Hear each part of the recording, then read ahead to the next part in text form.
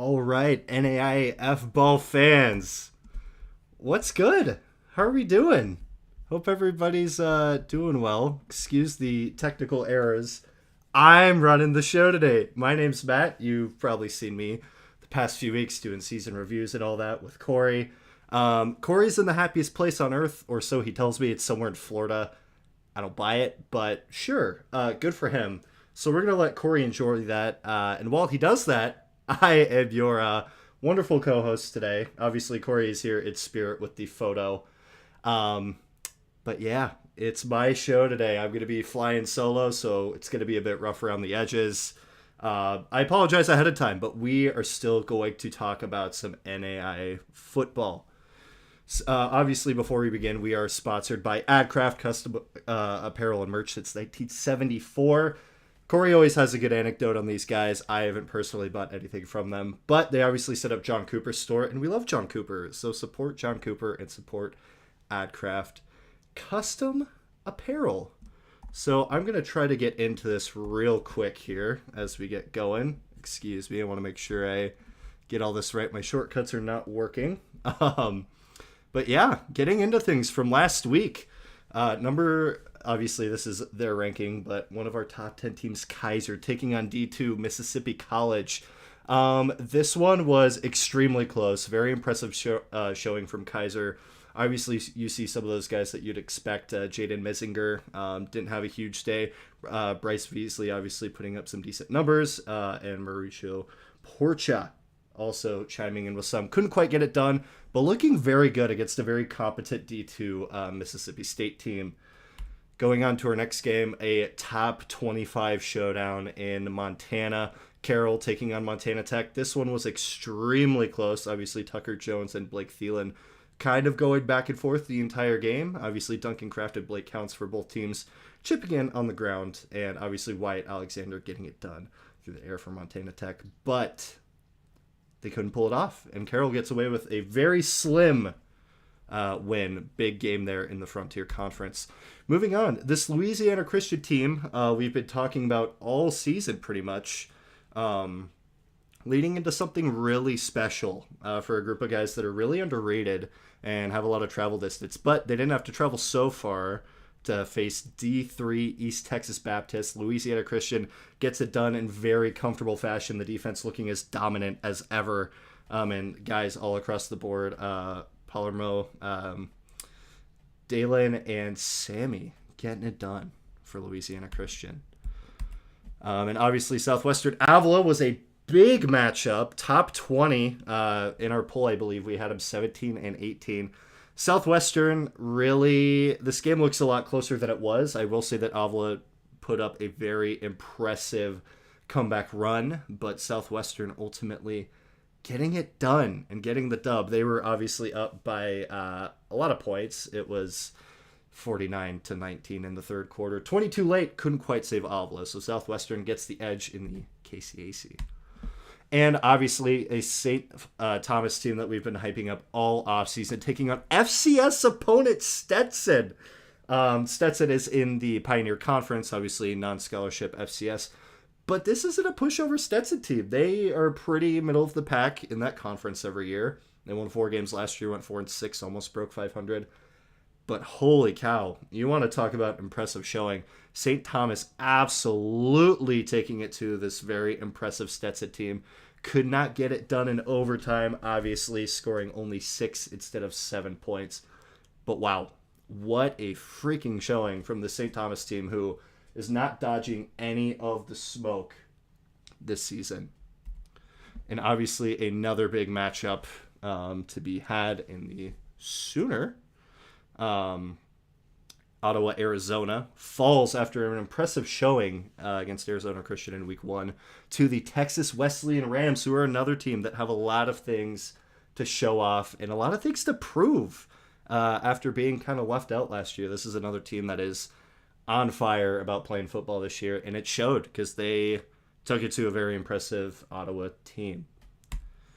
Now, the moment you've all been waiting for. We didn't do it last week because, for obvious reasons, there were only a few games played, not everybody played. Wouldn't be fair to re-rank a media poll, but this is what we've got going. Northwestern and Morningside still claiming the top 2 spots.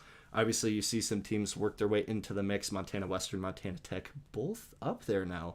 Also, you'll note that a couple teams have fallen. Avila is completely out of the top 25 this week. Obviously, a very close loss, but box score watchers will not know how impressive Southwestern was in that game.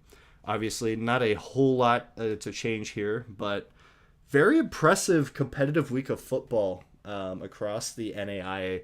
I will say before we move on, I have to talk about our Dakota Wesleyan Tigers. Fortunately, dropped to Hastings College in overtime, who was a very impressive unit. This is Hastings' second game in a row of winning in overtime. They beat a Peru State team, an impressive Peru State team, in overtime just last week, and they get it done against the Tigers, who pretty much had the game closed, all things considered, with just 2.5 minutes left, up by 8. But I gotta say, Hastings is receiving votes this week, and there's a reason why. Getting it done on the road to start the season 2-0 against some pretty formidable opponents, I know, for Dakota Wesleyan, looking to bounce back as the homer I am. Excuse me. Yeah, Reinhardt football getting it done this week. Obviously, they are a bit lower in the poll than they were from the season before, but I know I have a score for that. But yeah, anything else you guys want to talk about in the chat before we move on? Like you said, Reinhardt with a very, very impressive win against a competitive Faulkner team. John Cooper honestly cannot be too happy about that. And from what Corey told me, he had a rough go of his last game too.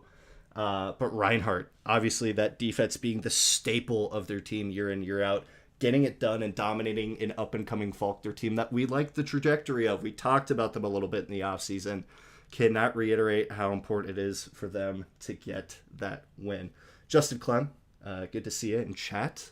No Corey, but on my behalf, I will happily say so. So I will say that this ad is not going to play audio, but just a reminder that we are powered by AdCraft, custom apparel and merch.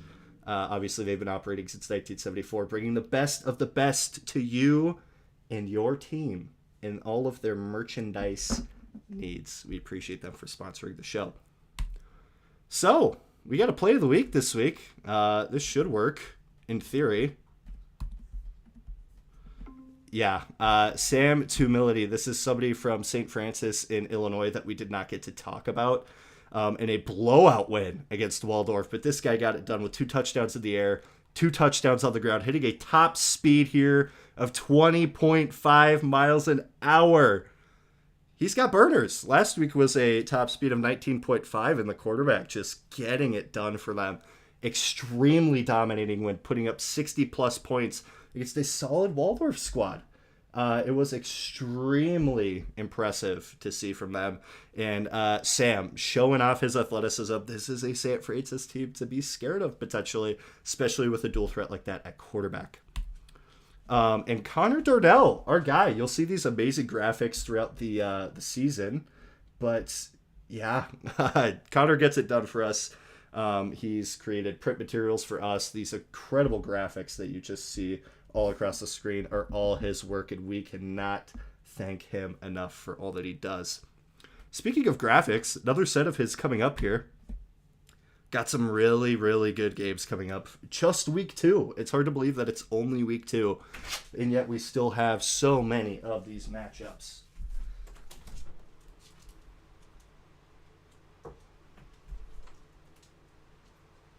Apologies, guys. I had to take care of something. I can't have Corey cover me when I got stuff going on behind me. I got my dog bothering me. He's just as excited for NAIA football as the rest of us are. But yeah, look at some of these games. Number 2, Morningside at Receiving Votes Hastings. This was a big game last year when they played. Obviously, Hastings in the rankings at the time. Couldn't quite get it done last year, but this is a Hastings team that has proven they are not afraid to scrap with people. And obviously, my Dakota Wesleyan Tigers took the brunt of that last week. But it's a true test for them facing one of the top programs in the country. Also, another top 10 matchup, number 5 Lindsey Wilson, or top 10. Lindsey Wilson versus number 7 Kaiser. This is another monstrous out-of-conference game for a Kaiser team who has a lot to prove after falling just short in the national title game last year, or the national championship, excuse me. They made it, they just didn't win it. Yeah, Kaiser is still playing the best of the best, and Lindsey Wilson, obviously one of the premier programs in the country, winning a national championship not too long ago. We also have another top 20 matchup in Marion taking on St. Xavier, who's coming off a pretty impressive win last week. Both squads are. It's St. Thomas at number 10 Carroll. This is the game I am super excited for. This is a St. Thomas squad that is pissed off, and they almost did it against an FCS team. They almost pulled it off. They were so close, couldn't quite get it done. Going up to Montana to take on a very good Carroll team. So, yeah, shout out Connor in the comments of the live stream. I see you, buddy. Yeah, look at these graphics. Pretty solid, man. Pretty good stuff. But yeah, switching over to the other side of the what to watch for here. Number 16, College of Idaho, taking on Montana Western. We talk how year in, year out, the Frontier is just an absolute grinder. And this game is going to be no exception in Idaho. Southwestern coming off a big win, taking on Kansas Wesleyan, who faltered recently after losing to Evangel in surprising fashion, looking to claw their way back into the top 25 and into the top of the KCAC after falling short the first week of the season. And then Avila, obviously with a heartbreaking loss, clawing their way back. They better have some fight in them because this Friends squad is coming off of two extremely dominant wins in very impressive fashion. This is a Friends team I was expecting to be good. But what they've shown, they might be more than good, guys. They might be better than good. They are absolutely destroying right now with 2 wins under the belt. Ah, man. NAIA football. What a beautiful thing. I'm so excited for week 2. Obviously, those are the big games coming up. Make sure to wish Corey a happy vacation because he deserves it. He works really hard, and I'm glad to be able to step in for him and take over the reins for just a little bit. But yeah, as always, powered by AdCraft Custom Apparel and Merch. I'm tripping over my words today. Does not matter. We're going to get the sponsorship read off. And also Telemetry Sports, who I did not mention on the stats page, bringing you statistical live analysis on video. See how they can elevate your game because they've clearly elevated ours for the show here at NAIAFBALL. And the real MVPs, the Patreons. I know that Corey does a really good job of reading these off, so I'm going to give it my best shot, but I do encourage everybody to go over to the Patreon. It's just $1 a month if you want to support us, support what we do. It helps Corey travel, helps me, pay the bills at home. So if you want to be a part of that, make sure to go to patreon.com/NAIAFBall. And you can join the list with DSU Cone, Tyler Pierce, Darren, Justin Hoffman, Bob Boone, Steve Speakman, Roger Meyer, Brian Shake, Jeremy Vauble, Julianne Shagger, Shirley Labella, Nate Soetbier, Fred Christensen, Stephen Cutler, Jerry Quickle, Julie Liot. Oh, geez, I botched that one. Sorry, Julie. Ace Wellen, Tim Burrow, Maddie Siebel, Dale Norton, Justin Cobb, Nathan Moore, Nick Ryan, Dylan Gonzalez, Hayden Ferringio, Ryan, Kyle Gregory, and Jason Crawford. What a time to be alive, guys. I know this was a very short episode. Obviously, Corey and I aren't going to be able to bounce off of each other, but I thank you for tuning in. And next week, we got some big matchups to talk about. We're going to start getting a lay of the land for how the conferences are going to look and get into some more conference play. This is Matt for the NAIAFBALL show, not Corey. I'm speaking on Corey's behalf. But yeah, make sure to tune in next week. Drop a subscription. Follow us on all the social media platforms at NAIAFBALL. And thank you so much for tuning in. Hope you have a great week, and see you next time when we have more football to talk about. And now I'm going to do the awkward close because